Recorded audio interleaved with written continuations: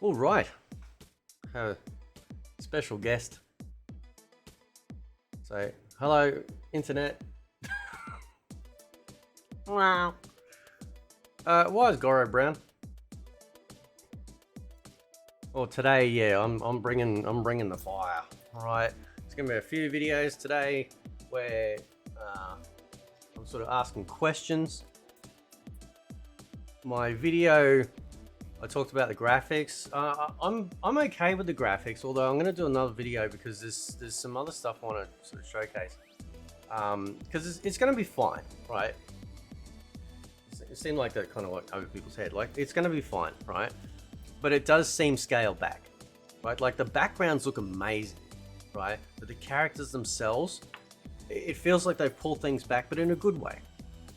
However, this travesty is ridiculous. Somebody said he looked Mexican. I don't know what he looks like. Why is he brown? Can somebody explain that? Now, I had a theory.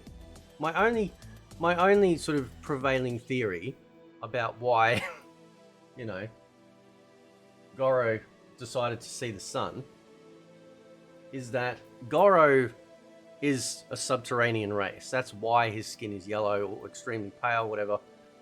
So naturally, they're not going to see the sun, and they're going to get, you know, obviously very, very, very light skin.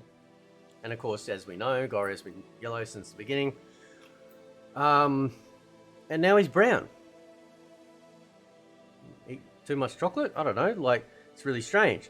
The only thing I can think of, either it's a couple of things. It's either a skin,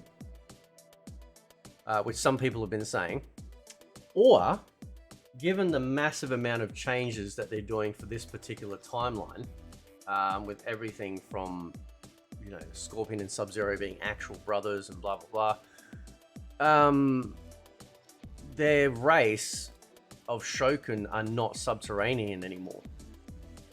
They could be, like, literally living on the, like, you know, in a forest or out in the plains or something like that, kind of like whatever.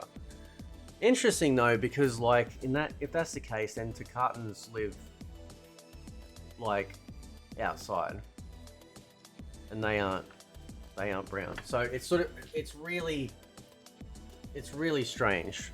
It's very out of place. Very out of place. And I don't understand. This is okay. So I know people get angry. I've got a video coming up about Raiden again too. So people get angry when they make these radical changes that have been like from, you know, there's a lot more history of a character looking or being a certain way, and then they just decide to up and change everything and then go, well, if you don't like it, you're a piece of poo-poo. Right? I really hate that mentality. I'm sorry, but like they've been taking our money for God knows how many decades. I think we have a right to turn around and say, well, hang on, it looks a little strange, bro. Like, can you please explain why? Like, you know. Now, somebody did say, is it Durak? Is that Goro's brother? Somebody goes, oh, maybe it's Goro's brother, right? But Ed Boon on stage actually confirms that it is indeed, Goro. He goes, oh, look at Goro. Not to mention the fact, right? Not to mention the fact that he's like incredibly small. Goro is like, what, 9-10 foot tall? Probably bigger. He's a mountain. He's like, they're gigantic. Right? He's had enough, he's out. See you, Zuko, baby. So, like, it's really bizarre design choice. Now, the only reason why you'd make him this size is because he's going to be playable down the track. That's it. Guaranteed, right? I've been saying this for a while now, that I wouldn't be surprised, as part of their money-making schemes, that they will eventually make all cameo fighters playable characters. Because they know that people will have favorites. And this design, in terms of height and size, makes more sense if they were going to make him playable. Now, I know there's fighting games that have done a really good job at having really massive characters on screen, and it all works perfectly. But maybe I don't know. Maybe they just have an issue. I don't know. But it looks really strange. Like Goro is supposed to, like the whole race is Shokan yellow. So it looks really strange. Like just way out. Like what? Like, and everyone's picking up on it too. It's not just me. Like everyone's picking up on it, going, why is two things? Why is he? Somebody, as I said, somebody goes, why is he Mexican? And why is he so small? If you do changes in a game that radically change how a character looks or behaves, then if you're telling a story, then you have to explain these changes.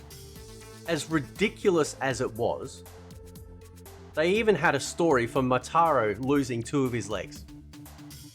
They're like, we can't code 4 legs in this game.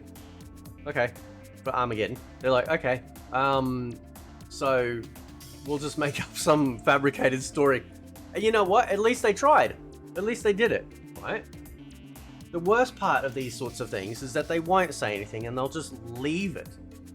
They'll just leave it, right? It's not a game breaker, but it's just really strange, you know, to change a character that has been 30 years established. And then you get people, I get people on my channel, oh, you're racist and all sorts. No, I'm not.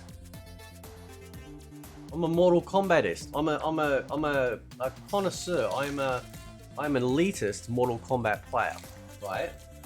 I'm sorry that the money I gave the company for 30 years, right, whom I fall in love with this wonderful franchise, its story and characters, suddenly looks different with certain things, and I'm going to ask questions.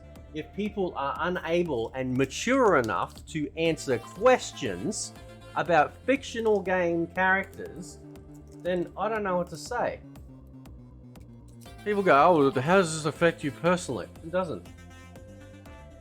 It's just a question, bro. Like, how hard is it? Right? If they did it to, like, and this is the thing, like, this is wrong with people these days, like, you know.